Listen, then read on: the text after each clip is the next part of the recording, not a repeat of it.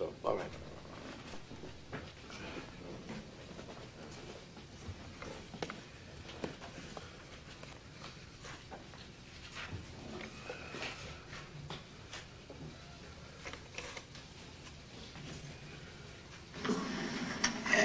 As a matter of fact, didn't you claim that the reason your hamsters didn't get lung cancer was because not enough smoke got down their lungs? I explained it that way. And that's still your view, isn't it? Yes. You said most of the smoke stopped at the larynx, and so the larynx got a much higher dose, Yes. right? Yes. And a significant exposure dose is required to get cellular changes, isn't it? Yes. As a matter of fact, you told me yesterday that you exposed your hamsters to the maximum dose possible of smoke, Yes. didn't you? So in other words, you exposed your hamsters to the most smoke that they could tolerate without essentially suffocating, correct? Objection to the No, not quite correct. They wouldn't suffocate. They might lose weight. They might get impaired in their growth. And But you exposed, I'm sorry, I didn't mean we to. exposed them to the extent that nothing happened to them outside of what happened in the respiratory tract. Exactly. You exposed them to as much as you possibly could without running the risk of killing them. Healing effect, but not necessarily kill them. But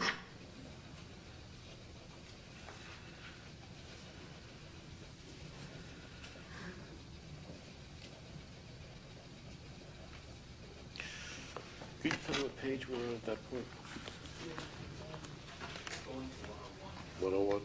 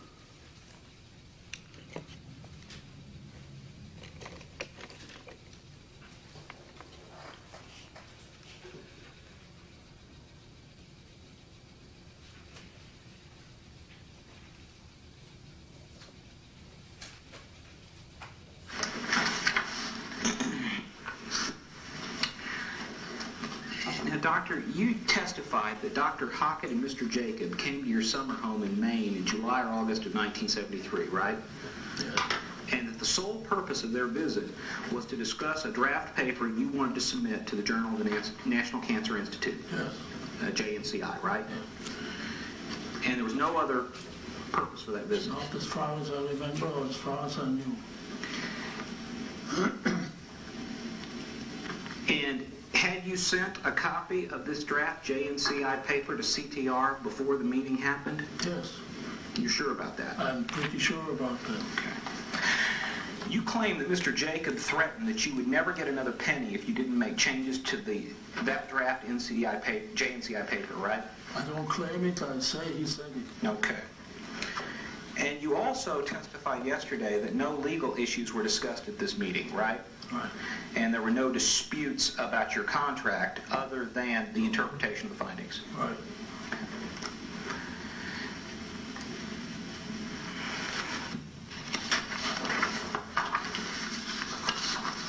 To mark this defense exhibit 14.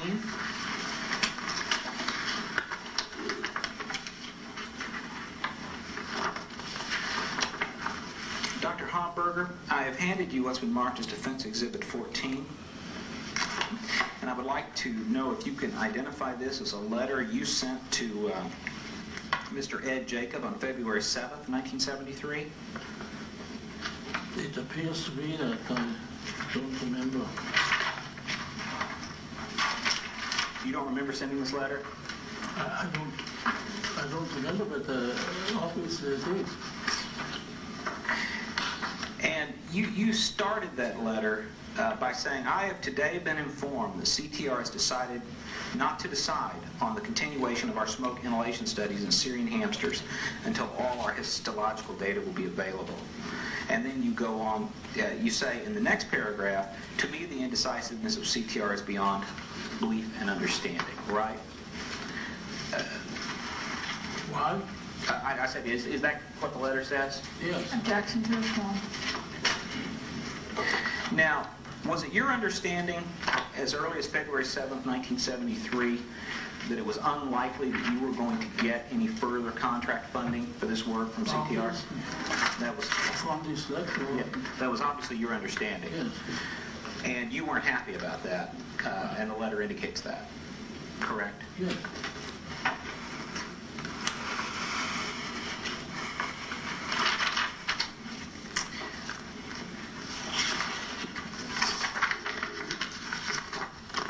Defense Exhibit 15. Dr. Homberger, I'd like to show you what is being marked as Defense Exhibit 15, and I call your attention to the boxed section on the left, and I'd like to ask if you can identify this advertisement. That's probably our advertisement, it looks like it. This is a BioResearch Consultants, Inc., that is your company, correct? Yes. And it's an advertisement in the Tobacco Reporter in June of 1973, correct? Yes.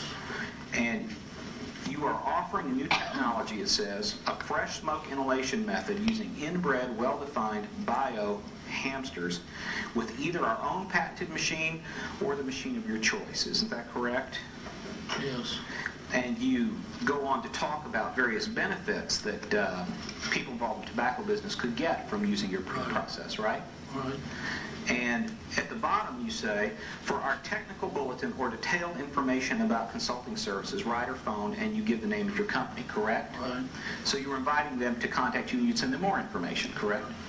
Now, at the risk of belaboring the obvious purpose of this was for you to drum up more business for your Objection to the form. Obviously.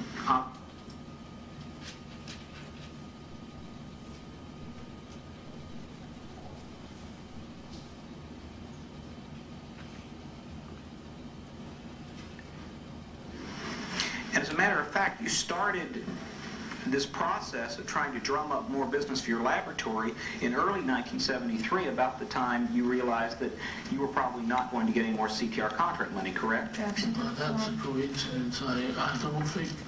I think we are on the raw path to get more jobs long before that. Now, Dr. Homberger, the ad refers to our own patented machine. Yeah, that is not quite correct because the patent was owned by Mr. Walton. That's right. You didn't own the patent, did No. you? We never patented any of our research results.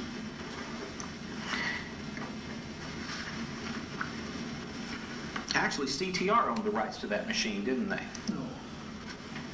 It was patented long before we had contact by Mr. Richard Walton, who unfortunately is no longer alive. But it was his work and his patent, and it was dated 69. Okay, but it didn't belong to your lab, correct? Okay.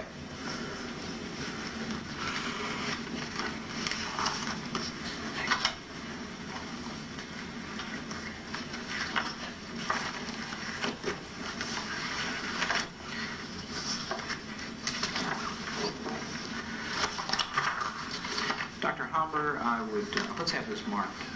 Defense Exhibit 16. Dr. Homburger, I'm handing what has been marked as Defense Exhibit 16, and this is, actually it's comprised of two documents. One is a letter from Mr. Hoyt to you, and the second is your technical bulletin. And I want to ask you first, have I correctly identified the letter as a February 26, 1973 letter from Yes. Mr. Hoyt to you? Yes. And attached to it, have I correctly identified the document entitled Inhalation Studies with Cigarette Smoke, a Technical Bulletin on the Methods Used by BioResearch Consultants? That's a document prepared by your lab. Yeah. Yes.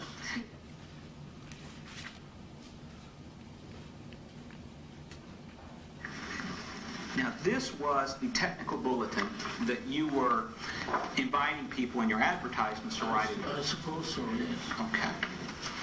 Now, Mr. Hoyt wrote to you on February 26, of 1973 about this technical bulletin, and he had some concerns about that bulletin, didn't he? Yes. As a matter of fact, he repeated some of the terms of your contract, and if you will turn to page 2 of the letter, Mr. Hoyt, sorry, I think it's this one. Yeah, I looked for something else. Oh, okay. On page 2 of the letter, Mr. Hoyt lists a number of concerns he has about the advertisement in the technical bulletin, doesn't he? Yes. He states that consent has not been given by us for your disclosure of information as a result of work done under the contract, correct? Yes. And you testified earlier that work done pursuant to a contract is owned by the contracting agency if it arose out of that contract. Right. And so he had a concern about that. He also indicated that your results up to that point were incomplete and inconclusive, didn't he? Yes, I think he did. And he also points out that you refer to the Walton Morrissey smoke exposure machine, and he points out that that's not your machine, doesn't he? Yes, that's what he did. As a matter of fact, Mr. Hoyt says the machines you have been using are our property. Is he correct in that, the machines you were using? He wasn't correct in that, because we had machines long before they supported any machine work. Okay, so he... This is my response to Mr. Hoyt's letter of March 2, 1973. I promise you I'm going to get to that. And you get it. I promise. Where I very clearly exempt from this contract agreements the following. We have, of course, acquired know-how in the inhalation technology during the past 4 years, but there is nothing in our contract that gives CTR exclusivity of our professional skills. And that is the whole point here. They had no right whatsoever to claim ownership of what we had learned long before they supported this work. Okay, Dr. Homberger, you got a little ahead of me, so let me catch up to you, all right? All right. I would like to attach the letter Dr. Homberger just referred to as Exhibit 17.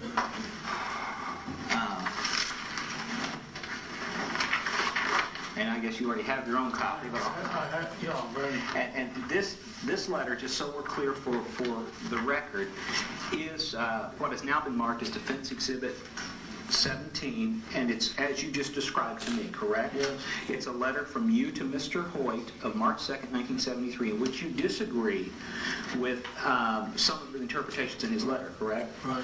You actually agreed with him that you I agreed with most of it, but not with the limitation of our applying our know-how for anybody else. So your fundamental point of disagreement with Mr. Hoyt was that you had know-how that you could still market to other other people interested in giving you a contract, correct? Correct. And it was important to you to have the freedom to do that. Absolutely.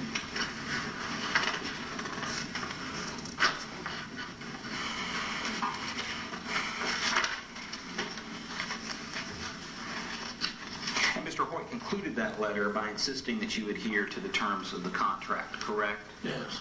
His prior letter, Yeah. And your response was that you were.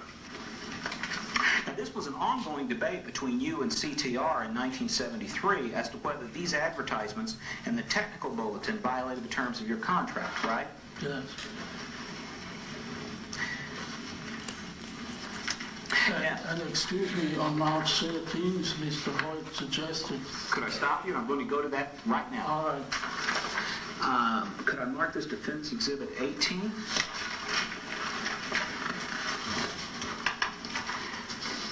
Dr. Homburger, I've marked Defense Exhibit 18. I believe the document you wanted to discuss next. And if I could just be clear, this is a letter from Mr. Hoyt to you dated March 13th, 1973, in response to your March 2nd letter, correct? Yes.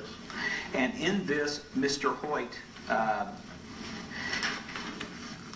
disagrees with you as to whether the material in your technical bulletin contains nothing that has not previously been published as authorized by CTR, correct?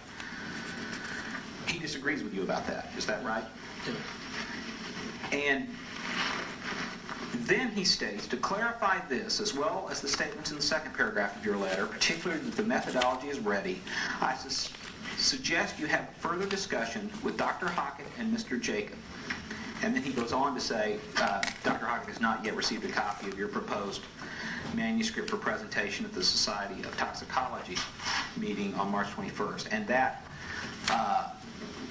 document he is referring to is the presentation we were just discussing a few moments ago, which was Defense Exhibit number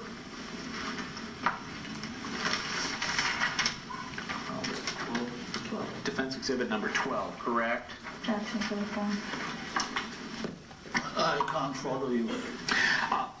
In his second paragraph, he is discussing your manuscript for presentation at the Society of Toxicology on March 21st. Right, yes. And that is the manuscript I showed you a few minutes ago. Before, yes. Yes, which All I think we had labeled. I understand. All right.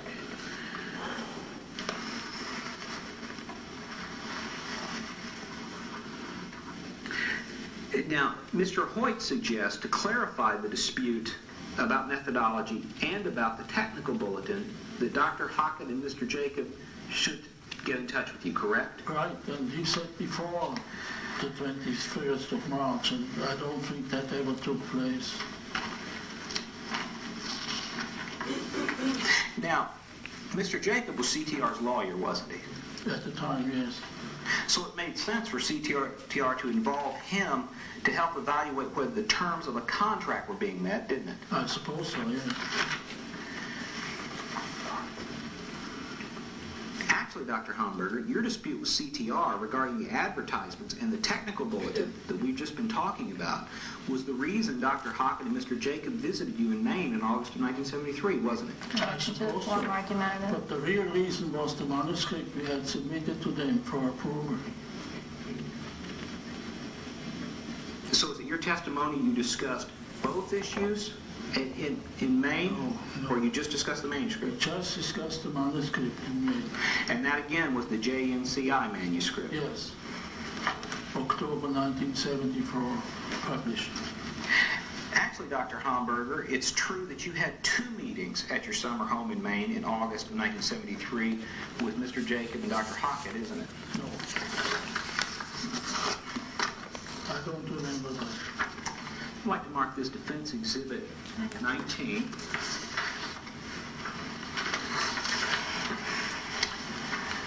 Dr. Homburger, I'd like to ask if you could identify Defense Exhibit 19 as a letter from Dr. Hockett to you in Maine, dated August 7th, 1973.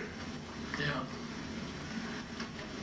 And in this letter, Dr. Hockett, do you recall receiving this letter, by the way? No. Okay, let's see if looking at it refreshes your recollection. Ed and I are obliged to you, and Ed, of course, would be Ed Jacob, correct? Yeah.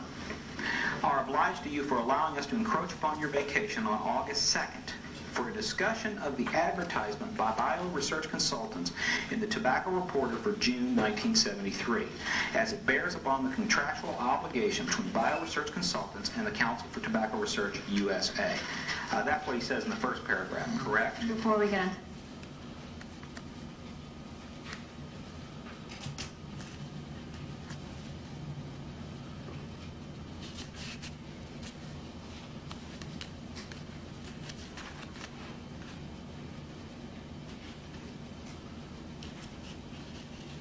In the second paragraph, it says, we endeavor to make clear our genuine interest in affording you the freedom to publish scientific data as it could develop in experiments under our sponsorship. You recall that discussion? Well, that was the discussion we had in Maine. Do you now recall a discussion in Maine about the technical bulletin and the advertisement in the No. Tobacco Reporter? No. You don't recall No, discussing I that? don't recall a second visit. Well, right now we're talking about in August 2nd, he says, he's referring to your August 2nd visit, correct? In this letter. Where is my chronology?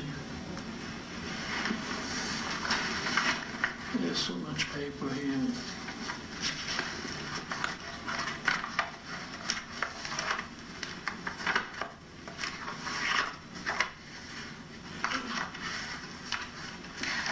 just so we're clear, Doctor, you are looking to refer back to a chronology that you prepared several years later of your recollection of the events of this time period? Yes, but I had some documentation. I had guest books and things like that. Do you recall when you prepared the chronology that you...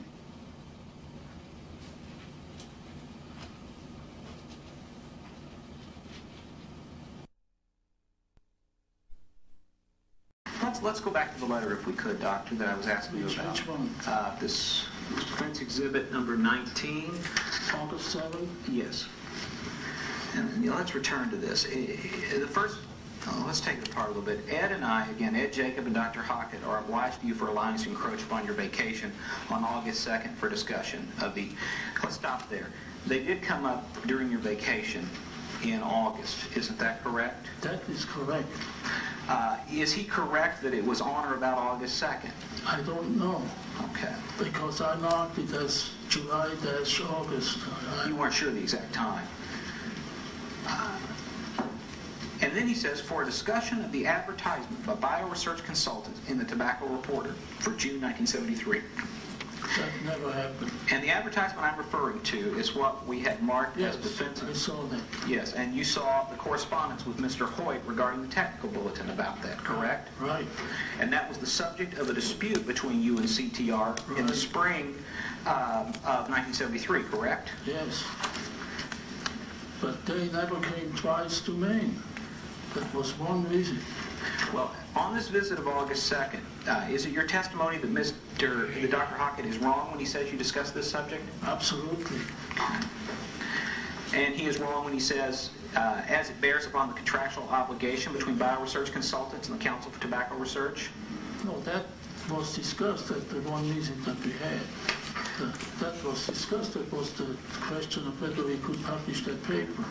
But the advertisement wasn't discussed. No. Okay, in the second paragraph he says, we endeavor to make clear our genuine interest in, according to bioresearch, freedom to publish scientific data as it may develop in experiments done under our sponsorship. And you said a moment ago that was discussed, wasn't it? That was discussed, and they were not willing to allow it except with their formulation. And then it said, but we must also assure that the interpretations you make are clearly designated as your own and are not misconstrued as being in accordance with those of the Council. Did you discuss that? That the interpretations must be designated as your own and not CTR's? I think we discussed that because in the following papers we always put down the opinions are those of the authors and not of the sponsors. And then he goes on to say, in the third paragraph, further, as we understand it, you have agreed to furnish us with copies of all patent or patent applications held or filed by you or your colleagues at BioResearch that are relevant to mechanical devices for tobacco smoke production or exposure of experimental animals to such smoke, to say that we may be fully informed of their claims in relation to the claims of the Council patent. The disposition of devices belonging to the Council must also be considered and resolved. Did you all discuss patent issues? No. Objection to You did not. We never patented anything. This was the patent of Walton. And Walton was not an employee of ours. He was just helping us. So you never had an issue regarding a patent with CTR? And you never corresponded with CTR regarding patents? I don't believe so. I don't remember anything like that, and I don't have any... I think the only patent I had was for another tobacco company on a filter. And you didn't discuss or did you discuss the disposition of devices belonging to the Council at that meeting? All right. In the next paragraph, he again discusses your technical bulletin, and he says, we also understand the technical bulletin mentioned in your advertisement is the same document that we received in March of this year entitled Inhalation Studies with Cigarette Smoke. You indicated that you would be receptive to consideration of our suggestions for modifying the wording of this bulletin so far as it relates to experiments done under our sponsorship. Did you discuss that? Objection to the form. I don't remember. You don't remember discussing it? Do you not remember discussing it, or are you sure you didn't discuss it? Objection to the I form. don't remember. All right. Did you ever discuss modifying the language of your technical bulletin with Dr. Hockett or Mr. Jacob? I don't believe so. And in the last sentence of that paragraph, still further you agree to include in the bulletin a disclaimer to the effect that the opinions expressed therein are those of the authors and not of the Council. Do you remember agreeing to do that? That may have been discussed not only with respect to the bulletin, but in general for future publications, because I don't remember the discussion, but we did do that. You did submit. We did make that footnote. So you may well have discussed this with Dr. Hockett as he reports and Mr. Jacob. Objection to the floor. It is possible. This is conjecture. Your guess is as good as mine.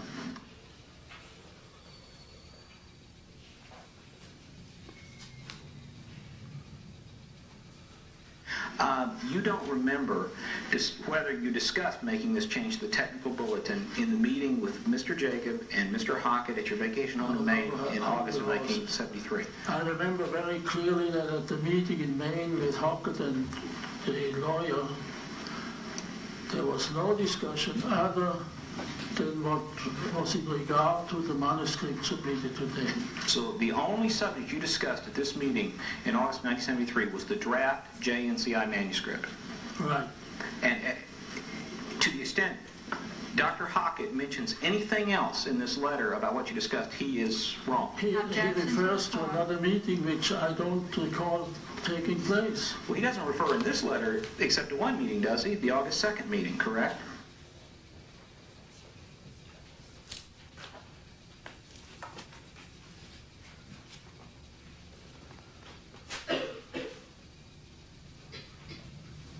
I don't understand that.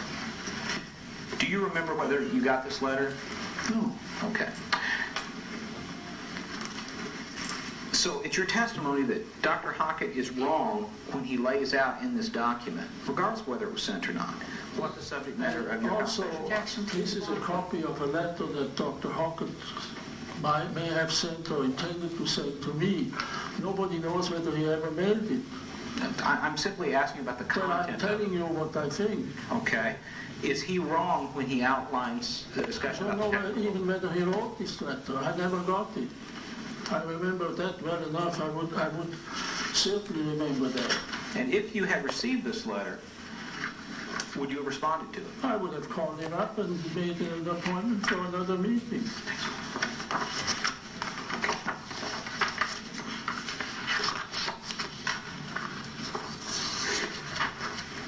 Let's mark this as Defense Exhibit 20.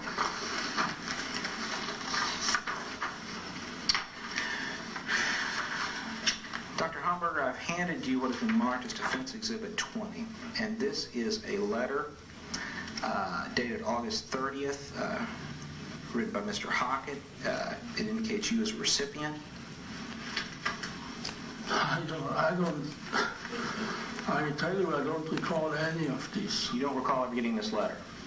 But let's talk about what it says and see if that refreshes your The same recollection. objection.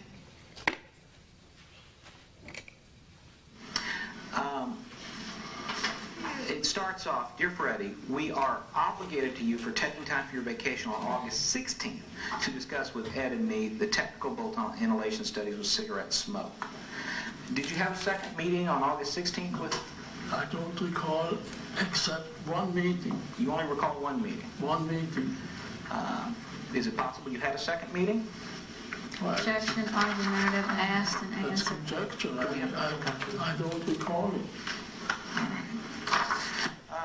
Dr. Homberger, I'm going to substitute an exhibit, and we'll have copies made. It's exactly the same in text, but I do have a signed version of this letter. And So this is gonna be another exhibit? Let's substitute that for Exhibit 19, or we can make Exhibit 20, I don't care. Exhibit 21. Oh, is that where we are? All right.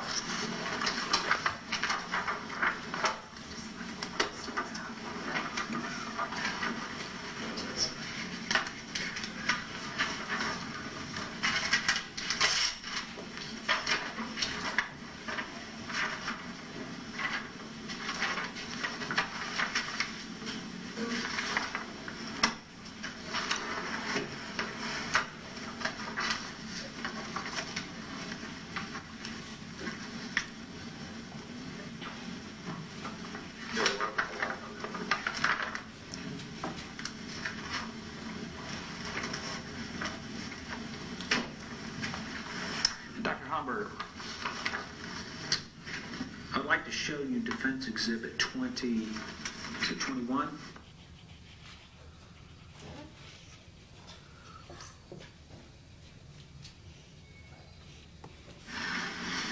I'd like to ask you to identify this as an August 30th. So the records.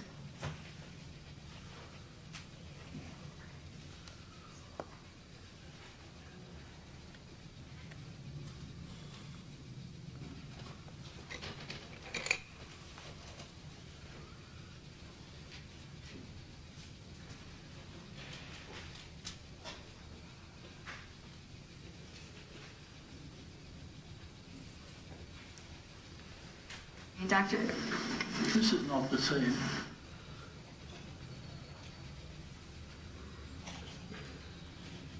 Let me ask you this. Suspect things here. I don't do that. That's not the same. Look at. Let me ask you about the second. Let me ask you about the second letter I handed you. Then forget about the first one. Let's talk about the second, which is Defense Exhibit 21. On Counsel for Tobacco Research letterhead dated August 30th, 1973, from Bob Hockett to Dr. Freddy Homburger. That's what the letter purports to be, correct? objection to the form. Do you recall ever receiving this letter? No. Let's talk about what it says. It says, again, we are obliged to you for taking time from your vacation on August 16 to discuss with Ed and me the technical bulletin on inhalation studies with cigarette smoke. And do you recall meeting with them a second time on August 16th to discuss a technical bulletin on inhalation studies with cigarette smoke? Objection as.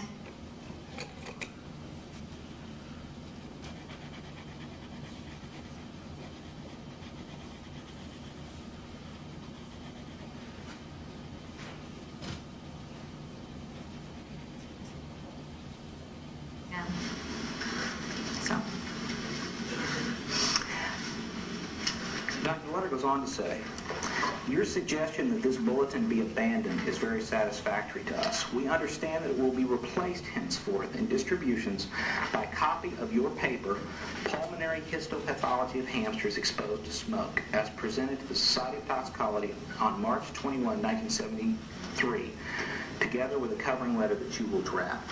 When people responded to your ad and asked for additional information, did you substitute this? I don't remember.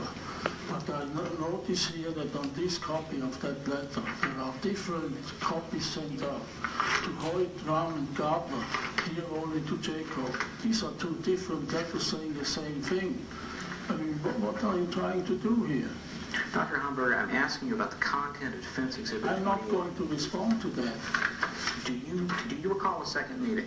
No. Do you recall ever withdrawing your technical bulletin and using your paper from the Pulmonary Histopathology of Hamsters? Any of that. Okay.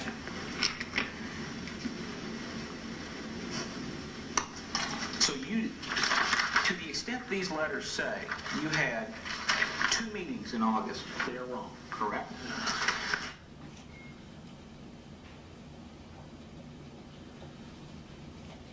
I've given you my answer. I can't say any more.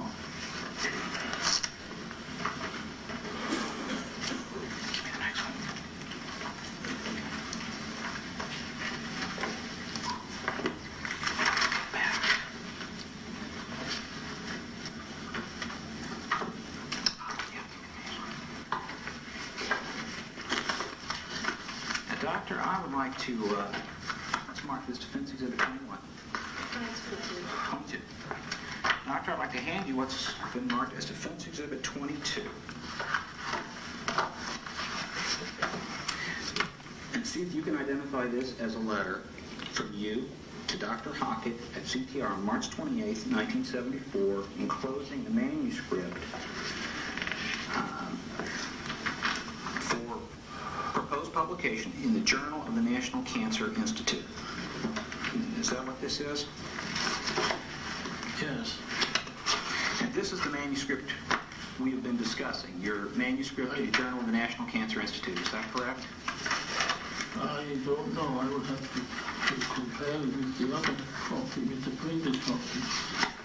Well, you have testified today that the manuscript at issue in your meetings with Jacob and Hockett was your proposed Journal of NCI manuscript. Isn't that correct? Yes, it is. It is. And this is the manuscript. That was the first one. This is the manuscript that you were having the discussions with Pocket and Jacob about, that you eventually submitted to the Journal of the National Cancer Institute. Isn't that correct? Objection to the form.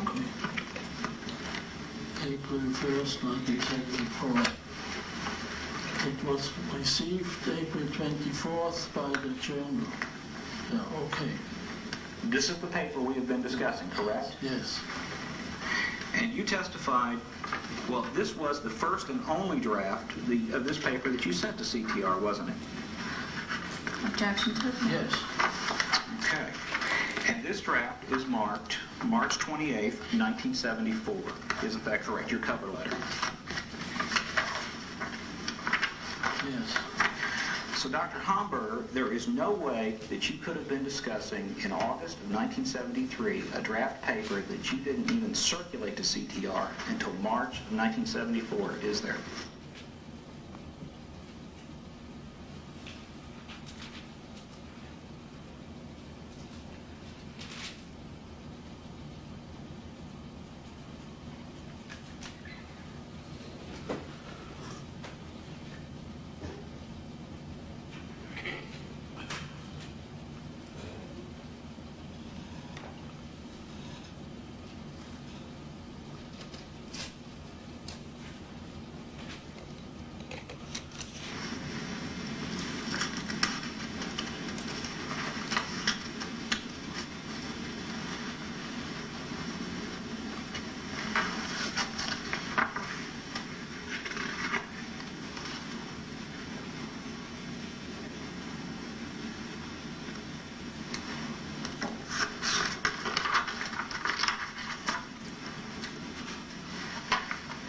Well, we must have had another copy earlier.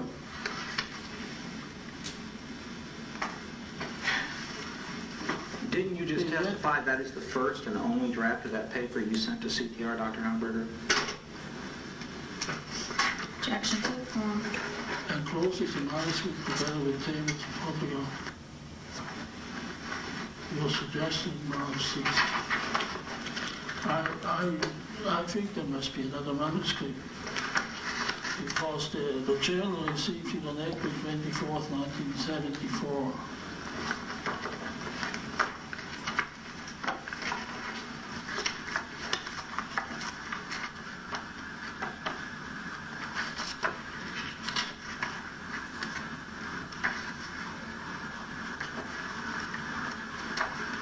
There must be another paper, another manuscript.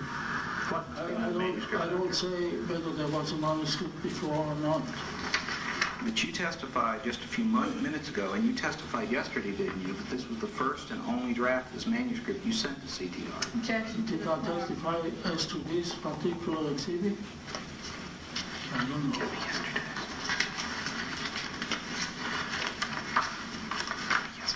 All I know is that we had that meeting with Pocket and Jacob before we submitted that modified manuscript to the Journal of National Cancer Institute on April 24th, 1974.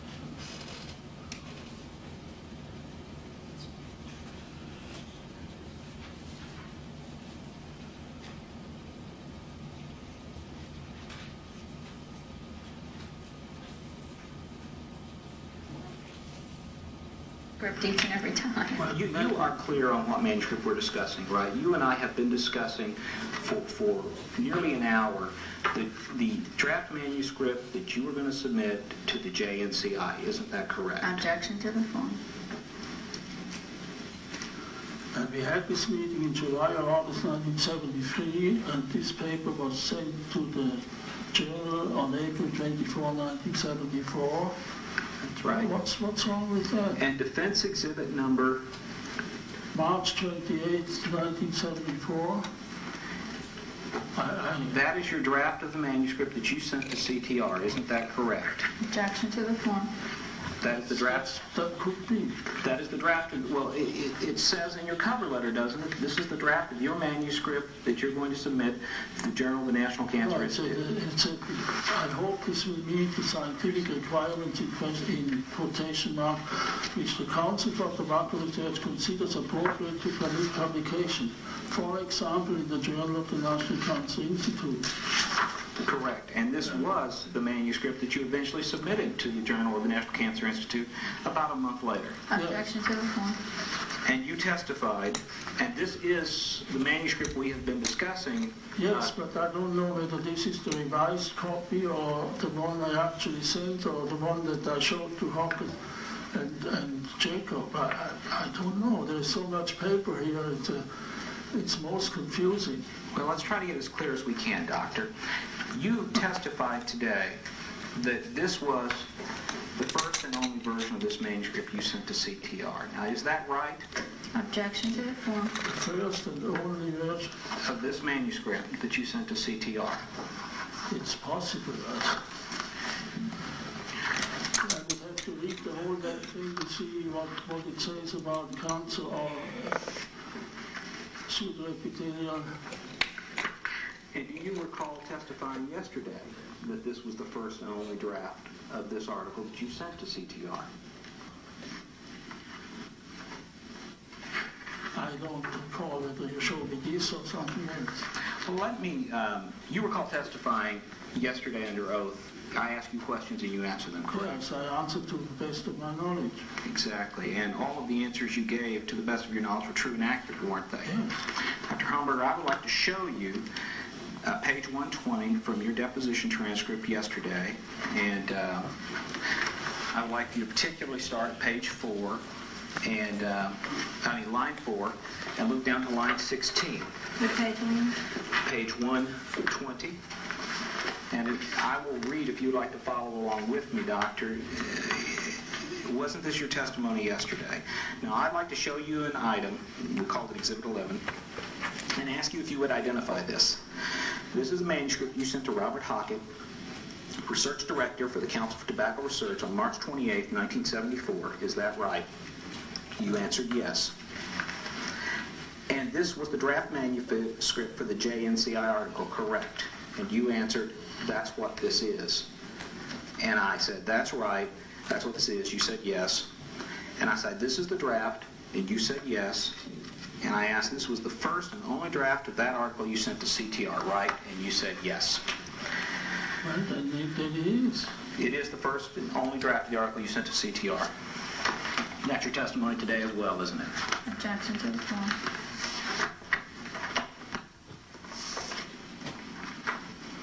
Is that your testimony today as well, Doctor? Yes. I can't change it. So, Doctor, it's not possible for you to have been discussing an article in August of 1973 with representatives from CTR when you had not even transmitted a draft of that article until 6 months later, is it? A draft to whom? To CTR. There must have been another draft because the meeting took place, the discussion was based on the draft I sent to CTR, and I can't help it if you don't have it. I would possibly find it, but I'm not sure. As you sit here today, are you speculating that there must have been another draft, or do you remember another draft? No, I don't remember anything. At the moment, I'm most confused, and I cannot really write at all. Because this is just some surprise to me. I'm sure I sent him another manuscript. It's a surprise to you that you didn't send that draft to CTR until March 28th, 1974, isn't it? Yeah, that's not possible. But you did it, didn't you? Objection to the form. I thought I did. I thought I remembered I did, but All I know is that there was a manuscript submitted by us to the CTR, and that they came and blamed us for misstating the situation, calling lesions in hamsters cancer when they were pseudoepithelial hyperplasia. I won't change my testimony. I told you the truth. I don't know what's happening here. But Dr. Homburger, it is clear that you weren't discussing this manuscript with Mr. Jacob and Dr. Hockett because you hadn't said it until 6 months later. That is clear. And so, as you sit here today, you don't remember what manuscript you think you were discussing with Dr. Hockett and Mr. Jacob, do you? Well, how can I have 265 papers published, which in each case had probably 2 or 3 manuscripts before they were published. How can I remember these details? But I remember that visit, and I remember what was discussed, and I stick with it. But you're not sure, as you sit here today, what manuscript you were discussing at that visit, are you? I can only say you haven't shown me that there is no other manuscript. And you don't remember if there's another manuscript, do you? I really don't remember, but there must have been.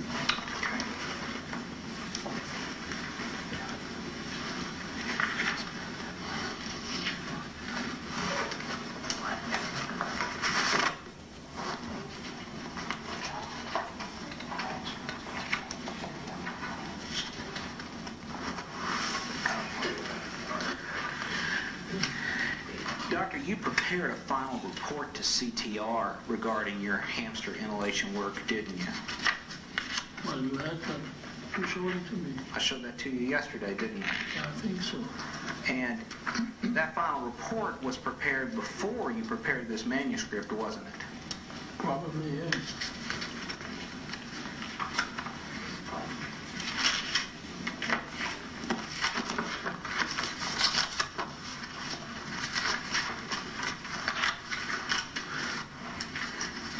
I'm going to show you the document you were just referring to that you also saw yesterday, which is marked as Defense Exhibit number 23.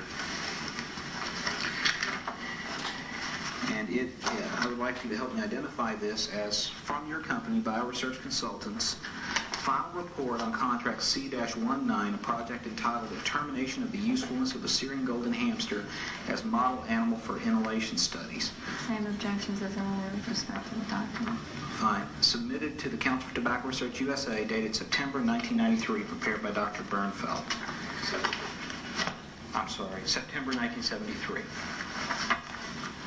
Now, this is the final report we were just discussing of your your hamster inhalation work that you submitted to CTR, isn't it? Yes, and here you have another pseudoepithelial hyperplasia. At your insistence, I'm going to resist talking about that. But this is the final report you submitted to CTR on cancer inhalation work, correct? Yes, I think so. And this was dated September 1973, correct? Yes. And your testimony was that this report preceded your drafting the JNCI article, correct? Yes, I think so. 6 months earlier.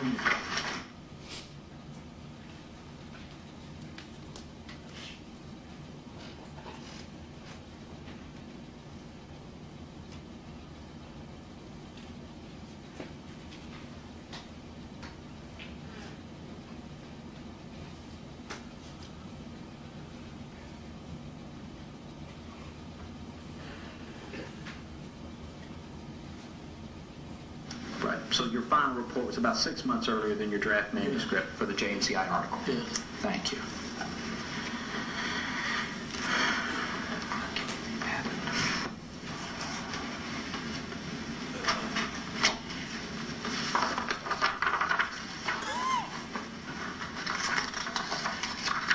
Doctor, I want to show you a letter which is being marked as Defendant's Exhibit number 24. I would like for you to identify it for me. February 28, 1974, to Robert Hockett. And this is a letter you wrote to Mr. Hockett, correct? Yeah. And you remember writing this letter? No. You say in the first line, I am enclosing an assignment which you requested for patent number 3528435, comma. I apologize, period. I apologize for the long delay, which was due to difficulties in the office of our patent counsel. I am also answering your earlier letter now. So you assigned a patent to CTR on February 20th, 1974, didn't you? I have no idea what this patent was. As I told you, we had one patent on a cigarette filter, and I certainly didn't have a patent on the pump. That was Walton's pump. So you don't remember what this patent was about, do you? No, I have no idea. But if your letter is correct, you did assign a patent to CTR, didn't you? Well, that's what he says. And so your earlier testimony that you never had a patent issue arise with respect to your CTR work is not quite accurate, was it? Apparently not, but I don't remember. And you don't remember whether you discussed this patent in August of 1973 with Mr. Jacob and Mr. Hockett, do you? Oh, certainly no, we didn't. Well, you don't remember the patent, but you're certain you didn't discuss it? I certainly didn't discuss any patents. Okay.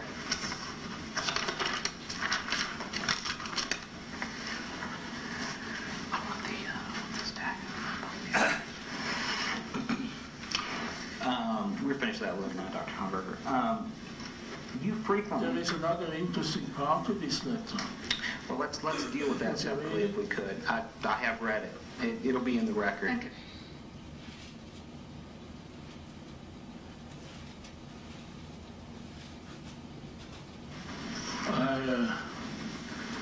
Regarding the Federation meeting of April 8, 1974, at which time my paper is programmed in a session at which I'm co-chairman, I should like to have your idea of how to manage withdrawal of a paper when the author will be sitting there.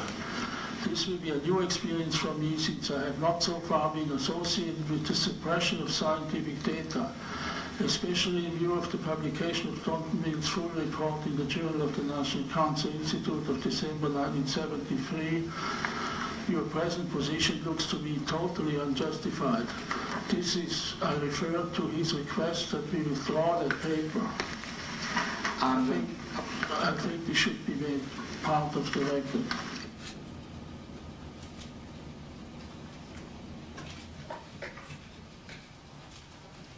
But doctor, you don't remember the patent you discuss in the first paragraph of that letter, No, do you? I don't remember.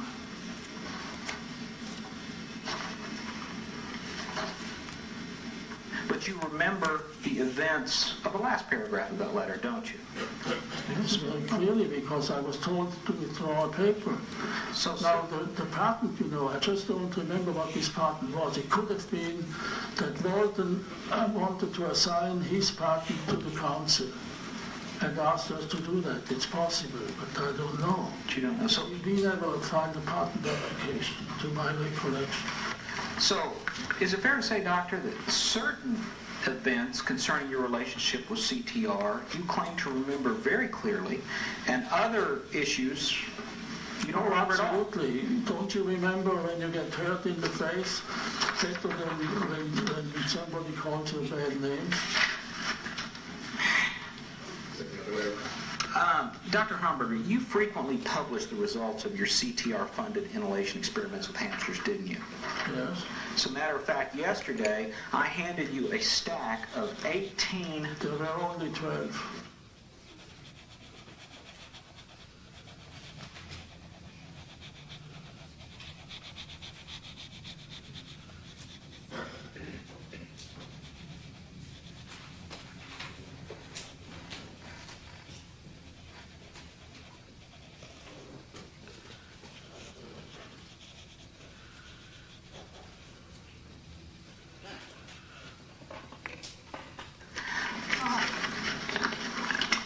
Well, let me back up. You said there were 12. We will talk about the count in a moment.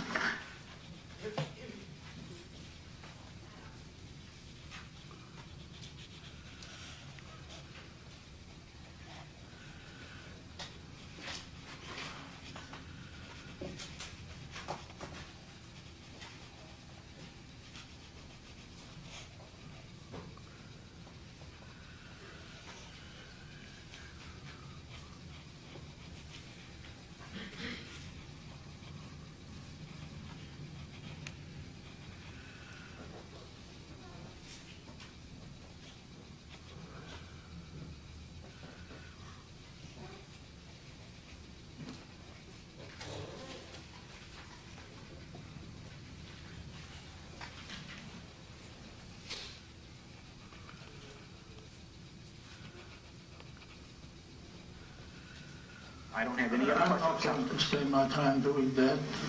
I think these are my papers. You think these are your papers? Yeah, but they're not 18, they're 12.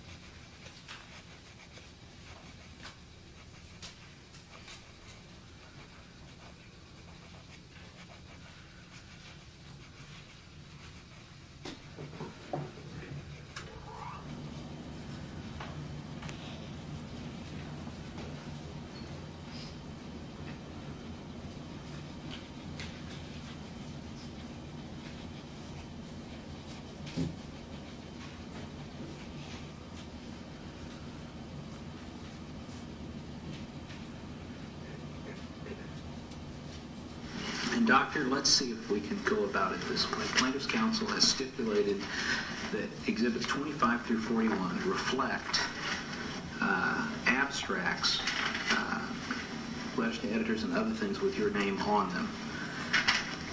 And that is fine. But I want to go one step further and ask you this.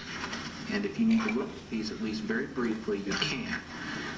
But I'm going to represent to you that every one of these articles, abstracts, or letters is a report in the scientific literature concerning your work with Syrian hamsters inhaling smoke, in which you talk about the changes to their larynx. Do you need to review these to determine whether I am correct? It's a waste of time. If I tell you there are 18 articles here in Exhibit 25 through 41 in which you report your findings, would that number surprise you? How many? 18. Are there 18 there? There are 18 there, according to my count. Are there 18? So we're talking 17? 18. Inclusive. Incidentally, going back to this manuscript. Yeah, could we address this subject right now, Doctor? No, before I forget that, this is the revised manuscript, which has severe pseudoepididiomatous hyperplasia in all the descriptions, which later in the printed issue is called early invasive squamous carcinoma. I'm going to move to So just remember that. You can come back to it, but remember this is the after the discussion with Hauken and and Jacob the revised manuscript. So there is one manuscript here missing. Now let me do that. Doctor, I would like for you to identify exhibits 25 through 41 as scientific articles or reports in the scientific literature in which you have reported on the results of your hamster inhalation experiments.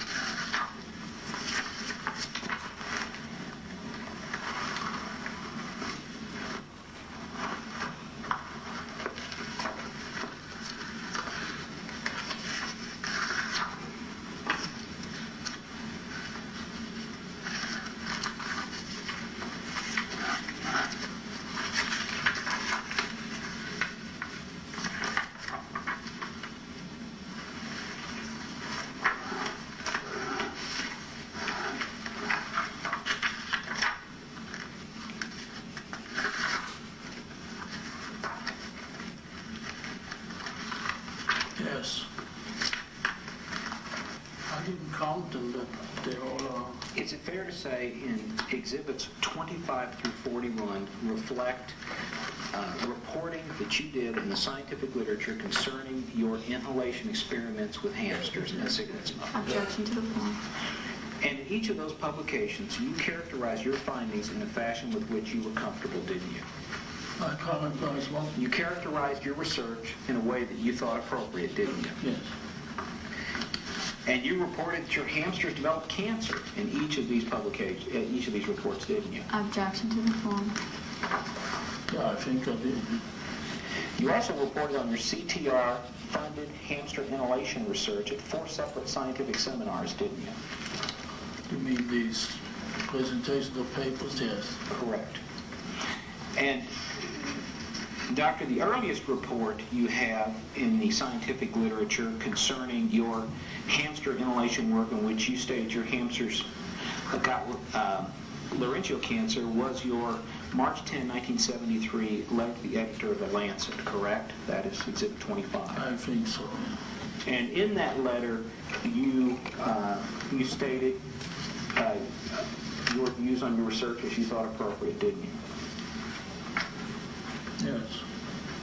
And the second report was your Society of Toxicology abstract on March 18th of 1973. Yes. And in both of those, you reported that your hamsters got cancer of the larynx from inhaling tobacco smoke, correct? Yes. So the results of your CTR-funded inhalation research have been published repeatedly in the scientific literature, at least 18 times. Isn't that correct? Objection to the form. Well, at the end, yes. And these results have been available for anyone to review who wants to for more than 20 years, haven't they? Yeah. So in reality, Dr. Homberger, nobody has prevented you from publishing the results of your hamster inhalation research, have they? No, but they tried. Because that was the first paper that described the thing in detail, and Hockett and Jacob wanted me to change the description of the lesions. The JNCI paper is what you're referring to. Yes. And before before your August meetings with Dr. Hockett and Mr. Jacob, you'd published the results of your hamster inhalation work in two separate scientific forums, hadn't you? The Lancet Yes. and Society of Toxicology. Yes, and in one of them, the sabotage press conference. But in both of those, you reported that your hamsters had developed laryngeal cancer, didn't you? Yes. And no one...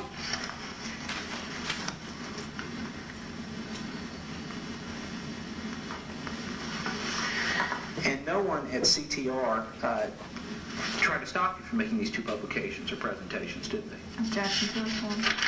No, nobody did. I don't know whether they knew I was going to make it. But nobody did. No. Now, you talked about sabotage of a press conference, but that wasn't at the... your allegation about that doesn't concern the American Society of Toxicology meeting, which is reflected in, which was published in in the spring of 1973, does it? No, but it was at Atlantic City. So you presented your paper, 75. you presented your findings at a March 18, 1973 meeting of the Society for Toxicologists, as is reflected in the abstract, which is exhibit number 26. And nobody tried to interfere with you in making that presentation, did they? Nobody did. Now let's talk about the subject you just raised. At the April 8th, 1974 American Federation of Pathology meeting, you presented a paper that summarized your hamster inhalation experiments, didn't you? Yes. And you showed slides to the group, didn't you? We talked about the slides earlier today, didn't we? And you also prepared and left for anyone to pick up who wanted it a press release regarding the research, didn't you? I'm not sure that I left it there or that I took it with me to the presumed press conference. I don't recall that I distributed it. You don't remember if you distributed it? No. You may have left it on a table for people to take. You don't remember? I wouldn't know. All right. And an abstract regarding your research at this April 8, 1974 American Federation of Pathology meeting was published, wasn't it? Yes. And that's in the stack of exhibits I've just shown you, correct?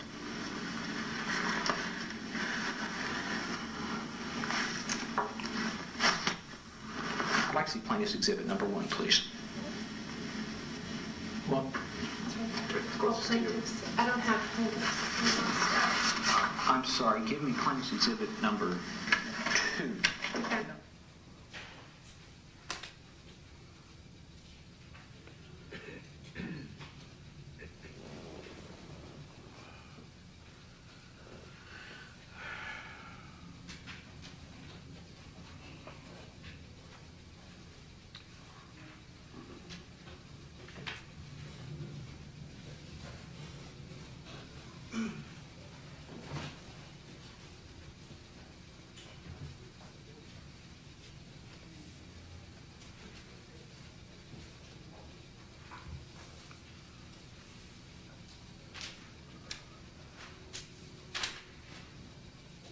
Yes, ma'am. You want a break? Okay, you got it.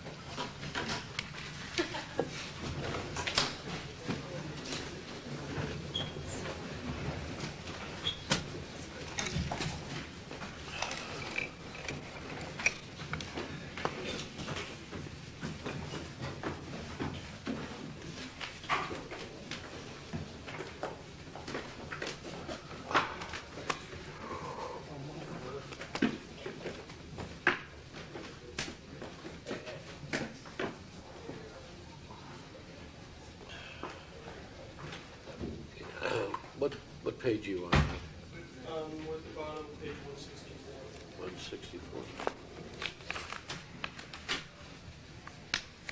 It's the second to 73. Correct. All right.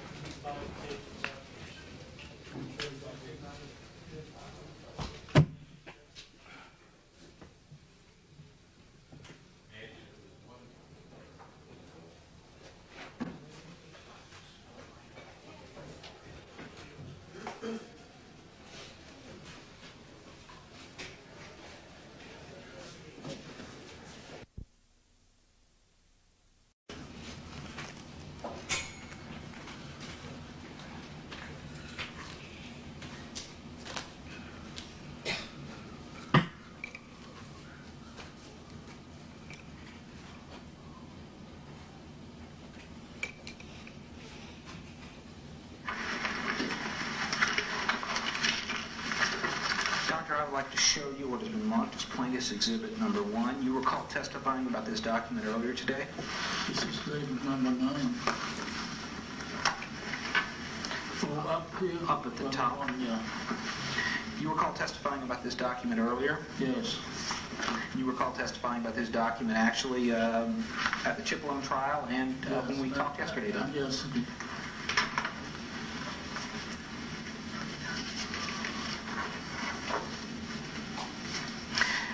Now, I'd like you to look at that document. You said you tried to schedule a press conference, and that press conference didn't happen, correct? Right. Now, do you know who Leonard Zahn was? No idea. Do you know who Judy Graves was? No idea. Do you know what her role was at the conference? I don't know. Now, Mr. Zahn states that he heard that you were, and I refer you particularly to paragraph 2. He states, I learned from Judy Graves, Public Information Officer of the American Society for Experimental Pathology, ASEP, that an unlisted press conference had been scheduled for Homberger for 12 noon on Monday. He was to have a news release with him, and he was to tell the press that the tobacco industry was attempting to suppress important scientific information about the harmful effects of smoking. He was going to point specifically at CTR. Was he right about what the subject matter of your press conference was? I have no idea what was in the press release. I don't remember, but I don't think I would have even contemplated to do that type of a meeting. Yeah, actually, you testified yesterday that all you planned to do at the press conference was repeat your scientific findings. I had given out this new scientific observation. And so what you planned to do at this press conference was repeat the information that was contained in your abstract, in your oral presentation, and in your slides. Isn't that correct? Absolutely, yes. And in your press release that you and in your press release that you prepared. Yes. And each of those were reporting on the results of your hamster inhalation research, correct? Right. And it's your testimony that the purpose of the press conference was going to be to say the same thing. Reach a broader scientific public. And when Mr. Zahn says that he thought you were going to talk about attempted suppression of information or to accuse CTR of something, he is just wrong, isn't he? I don't know where he got this idea. Yesterday you told me he must be crazy to have thought that, didn't you? I still think so. Indeed. On page 2 of the document,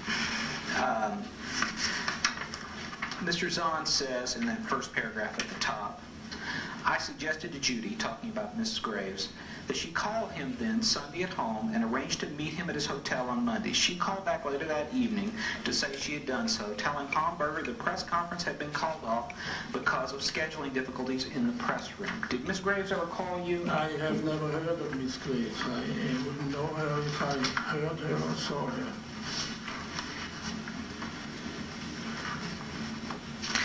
So regardless of what Mr. Zahn may or may not have done with respect to your press conference, the subject matter that you plan to discuss at your press conference, you discussed at that conference in your abstract, in your press release, and in the slides. Isn't that correct? Yes.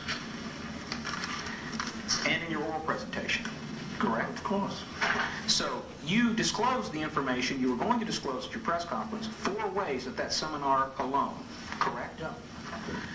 And this seminar wasn't the first time you publicly reported your findings that hamsters who inhale cigarette smoke in your research got laryngeal cancer, is it? It was the 3rd time. It was the 3rd time.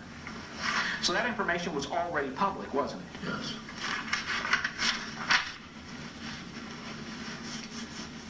And the press conferences were conventional.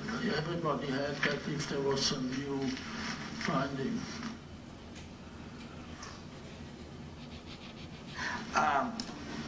Dr. Homberger, at the time your contract was first funded by CTR in 1970, another investigator was already working with the Syrian golden hamster, isn't that correct? Mill in Germany.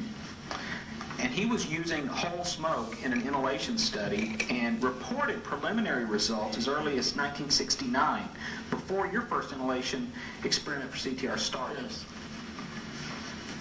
And that report was given at a conference on inhalation carcinogenesis in Gatlinburg, Tennessee that you attended. I was there. And you remember that conference? Yes, I remember. And Dr. Dontenveld reported on the completion of his work again in November of 1972 at a meeting sponsored by the National Institutes of Health. Isn't that right? I was not there, but I know about it. Okay. And he published his paper in before hours. I don't remember exactly. And he reported that he had found laryngeal invasive cancers in his hamster, didn't he? Yes, in a few. Yes.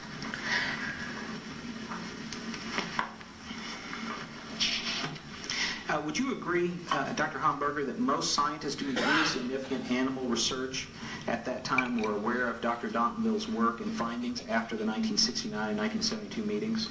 Were they aware? Yes. I would think people interested in tobacco and health were aware. It was pretty big news in the scientific community, wasn't it? Yes. Now, you had a number of concerns about the quality of Dr. Dontenville's work with the Syrian hamsters, didn't you? I did, and I thought he had taken non-inbred, random-bred animals, and that reduced the incidence of his tumors. And he bought from us 400 susceptible animals. And a few months later, I heard that his institute, which was funded by the Council of Tobacco Research in Germany, that was the German industry group, was closed. And I called him up, and he said, and I asked him whether, if his institute was closed, he had the organs of the hamsters, and whether he could send us slides or fixed organs, because I wanted to close out his study. I even offered him to come over to our place and give him a space to work. And he said, he wrote me in return that he thought it was useless because the hamsters had been cremated. And furthermore, he felt it was useless for us to ask for funds from the German industry to continue this work. Can I?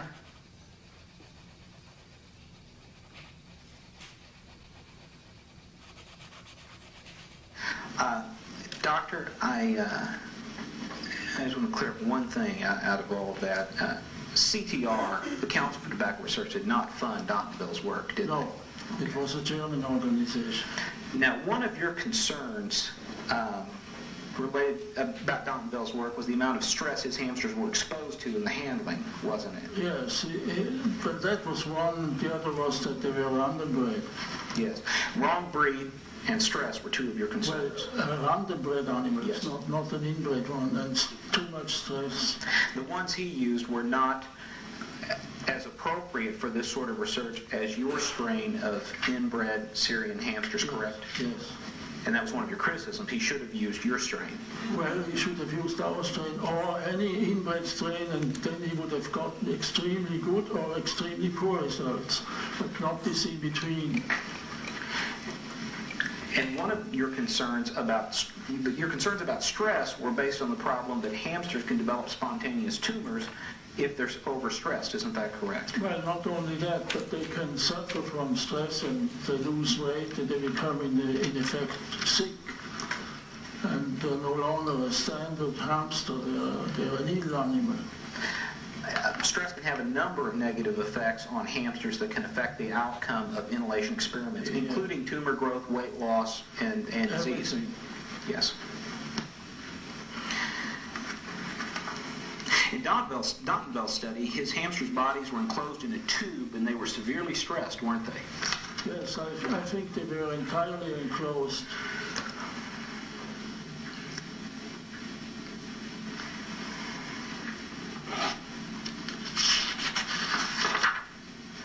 But despite your concerns about Dontenville's research design and the type of hamsters he used, you did feel your work confirmed his work. Oh, yes.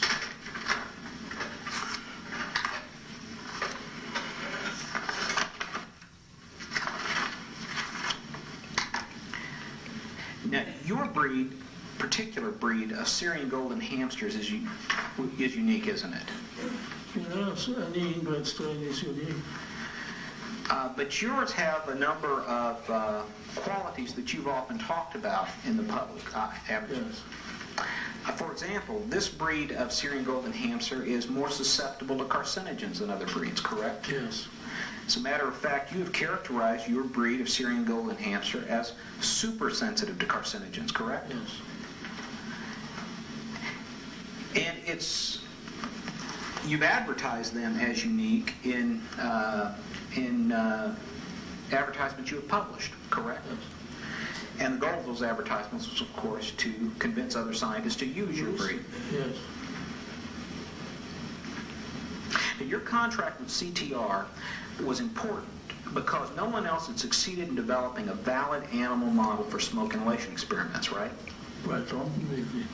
But you felt he didn't develop an adequate Not as model. good as ours. That's correct. And so you felt your model was superior to any other model At the time, yes. and frankly, you believe your model remains superior to any other model. It hasn't been used widely enough to really know how good it is. But I believe it is superior to anything available now. No other animal model other than your Syrian Golden Hamsters has been proven to produce significant numbers of cancers from inhaling fresh whole smoke, has Well, it? that's all in our box experiments, but that is a questionable result. You have your doubts about those results, don't you? Everybody has their doubts about that because there is a high incidence of spontaneous tumors in dogs, and they were small numbers, and they're difficult to handle. And he cut open their throats and sent the smoke in that way, didn't he? Tubing in, yes. And so his model, his animal model and his research design was far inferior to the one you implemented, wasn't I it? would think so. And so no other animal model other than your Syrian Golden Hamsters has been proven to produce significant... Not that I know of. Well, let me just finish my thought, but you anticipated me. No other animal model has been proven to produce significant numbers of cancers from inhaling fresh whole smoke except your Syrian Golden Hamsters, correct? But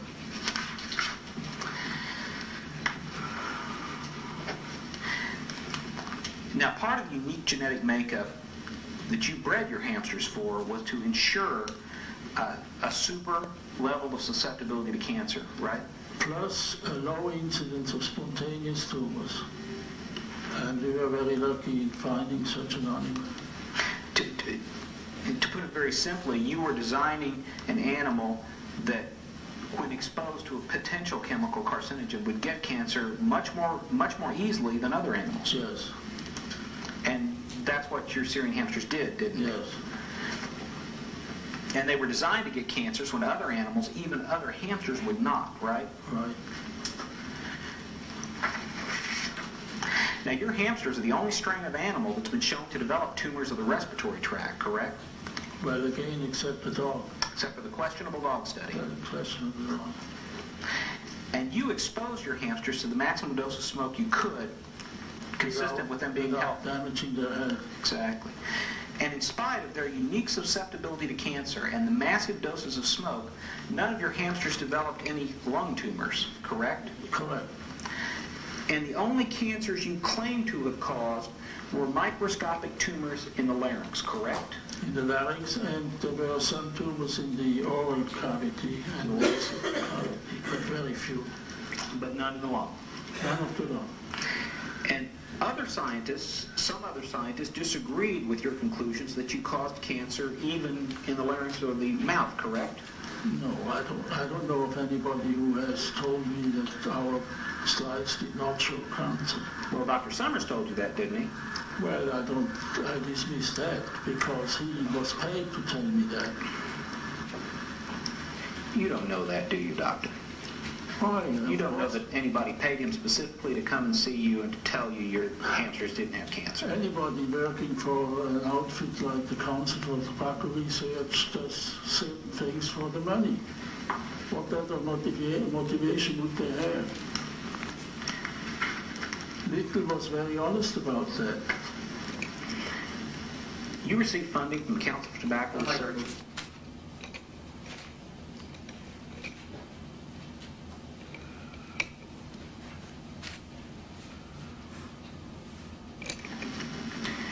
You received funding from the Council Tobacco Research continually from 1955 to 1974. Right, but it was grants that we were allowed to do whatever we wanted to do. And that was not serving on the committee that made decisions on who would get money and what, and they themselves got substantial amounts of support.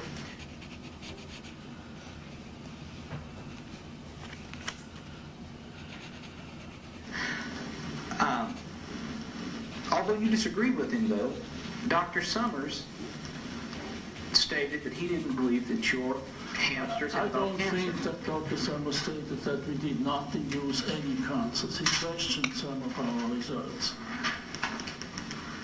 And it was easy.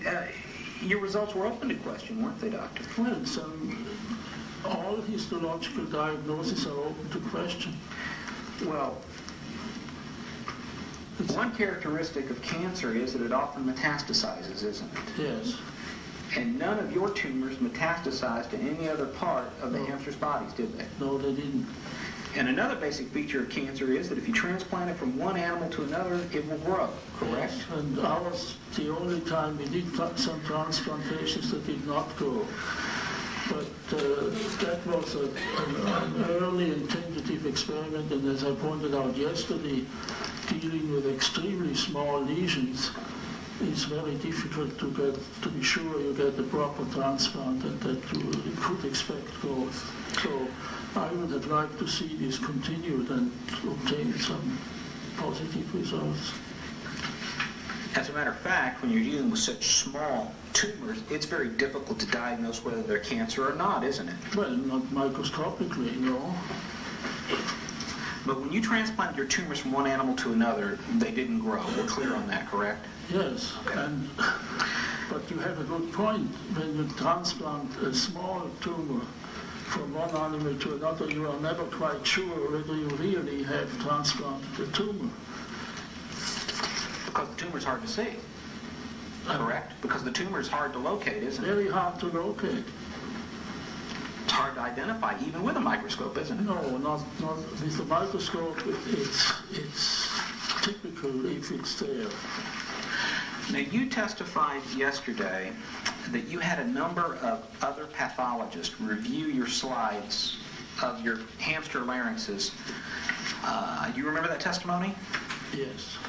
And you stated that you would bring today any correspondence or reports you had of from any of these pathologists who reviewed your slides. But I didn't find anything except Dr. Brower.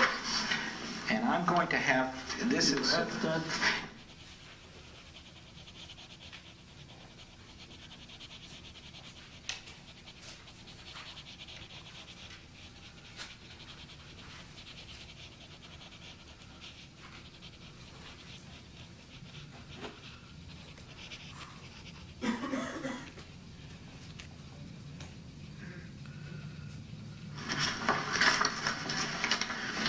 I'm going to ask you if you could identify this letter for me.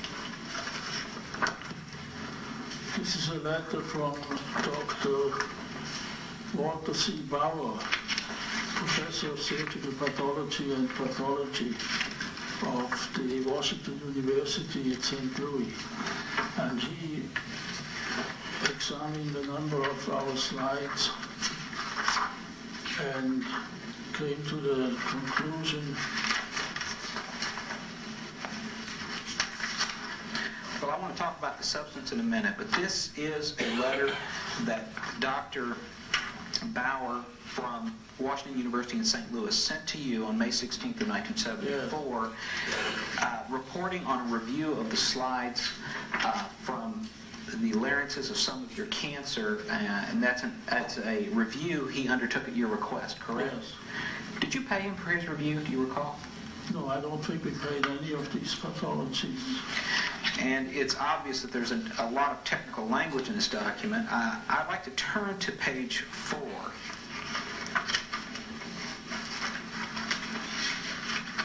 In summary, you want to Tell the summary. Yes, we'll make an attempt at it and we'll see if we're close. On page 4 of the letter, he states in the second paragraph, there is one animal, figure 10, that has a small cancer superficially invading the submucosa. Many of the others are severe atypia. I am not able to properly evaluate the tumor in the region of the nasopharynx, but I would suggest that a salivary gland origin be considered for this tumor. Now, I tried to, is that what the letter says? Yeah, but you didn't give the beginning of that paragraph. In summary, I would say that there are several epithelial abnormalities seen in the animals exposed to cigarette smoke. Many of the changes, such as hyperkeratosis, epithelial hyperplasia, cytologic abnormalities, and disturbances of maturation sequence, are those seen in association with invasive cancer in humans. So what he said in that paragraph, and the paragraph, we'll take yours first. What he said in that paragraph was, there are a number of tissue changes that you see in some of these slides that are associated with cancer in humans, correct? Yes. He doesn't say those all of those tissue changes are cancer, does he? No, it doesn't say that. As a matter of fact, he only identifies one animal as having a small cancer, and that's the one he discusses in the next paragraph, correct? Objection to the form.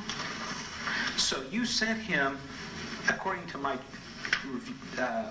review of the letter, 24 figures. Does that mean slides? Yeah, but there is another one, number 20, figure 20 is a carcinoma.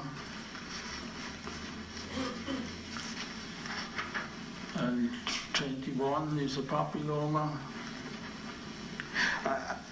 Let me ask you this, 23 is an obvious malignant tumor in the region of the nasopharynx. He found...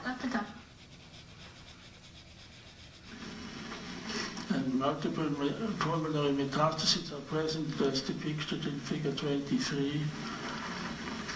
That's from the nasopharynx. Oh, there were quite a few carcinomas here. Now, doctor, he identifies a number of cellular changes, correct? Yes. And at most, he identifies... How many separate cancers, actual cancers, not pre-cancers, does he identify in this report? I think there are probably about 3. And one is a nasopharyngeal tumor. And which figure is that? That is figure 10. Figure 10, that's the paragraph I read to you initially. Difficult to distinguish from a superficial invasive epidermoid carcinoma. And that is actually the only... And then figure 11, and the last one that he called cancer, a small cancer invading the submucosa.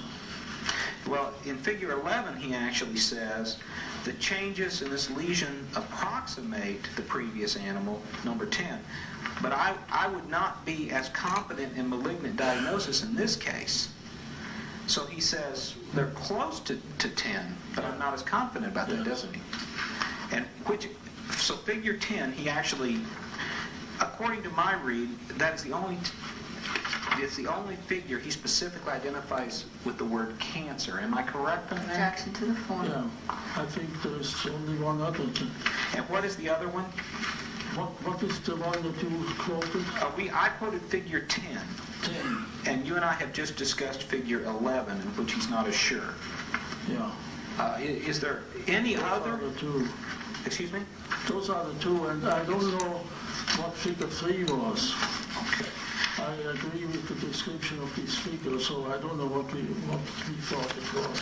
So let me just be sure I'm clear. Figure 10, he said on page 2, when he first discusses it, this would be difficult to distinguish from a superficially invasive epidermal carcinoma. Yeah. Now, is that cancer? Yes. Okay. And he says this is an extension of the epithelial changes in the ducts of the submucosal glands. Now, is he saying there and on page 4 that actually this is a glandular cancer that metastasized to the larynx? Objection to the form. superficially invading the submucosa. Yeah, and then he suggests on the last line of the paragraph on page 4, I'm not able to properly evaluate the tumor and the reason of the nasopharynx, but I would suggest that a salivary gland origin be considered for this tumor. Yeah. So he considers it a small cancer. Yes, he considers this a small cancer. He's not sure of the origin. That's right. He's not sure if it starts in the larynx or starts in the salivary gland, correct? And this is the only one he writes with confidence is a cancer, isn't it? Well, there is the other one. I think this is a very interesting neoplasm of glandular origin, 20. And intermediate cells with a tendency towards squamous metaplasia. Could this tumor possibly be related to mucoepidermoid tumor of humans? But in figure 20, I'm sorry, I didn't interrupt you, Doctor. Well, this is one he considers another cancer. Is that phrase that he uses for that so-called intermediate cells with a tendency toward squamous cell metaplasia? Is he saying that's cancer? I think he would call this a cancer. So is it fair to say that in reading this letter, we have one, figure 10, which he concludes in his mind is cancer, clearly. Figure 11, he's not as sure about, but it may be. And figure 20 is another maybe. Yeah. Objection to the form. All right. And 23 you mentioned.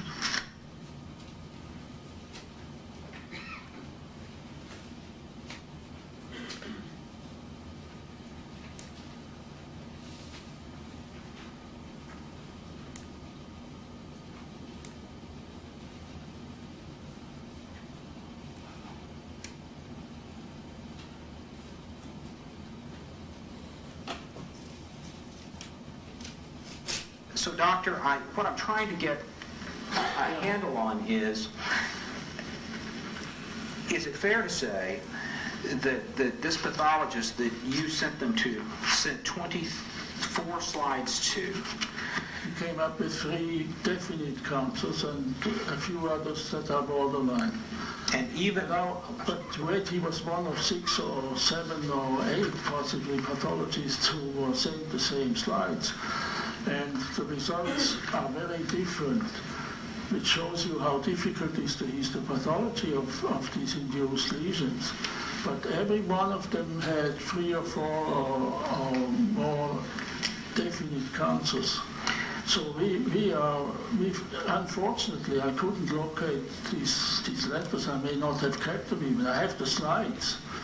But we were very confident that there was sufficient incidence of agreed upon carcinomas among these pathologists to get to our incidence of 50% of the animals.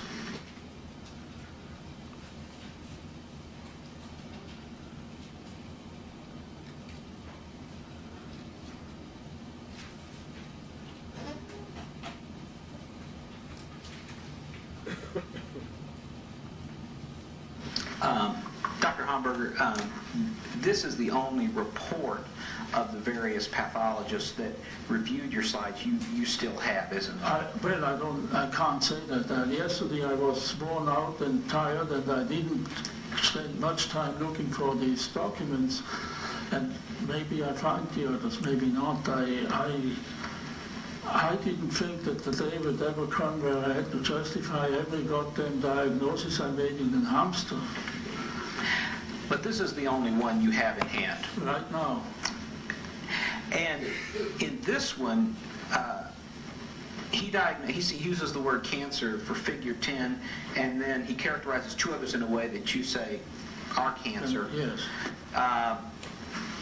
And so for the other 21 or so slides you sent him, he didn't find cancer, isn't that correct?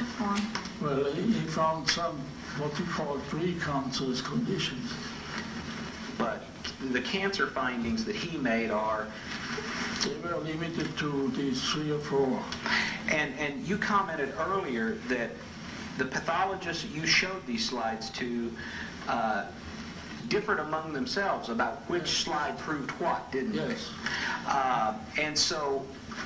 And you also commented that it is very difficult to diagnose these sorts of changes, isn't it? Yes. So there's a lot of room for reasonable scientific difference of opinion about these sorts of slides, aren't there? There is, but there is no room for a completely negative opinion, because every one of them found several that he considered carcinomas. But one pathologist may have found figure 1 carcinomas, while the second said, no, it's not figure 1, it's figure 10. Is that right? Possible.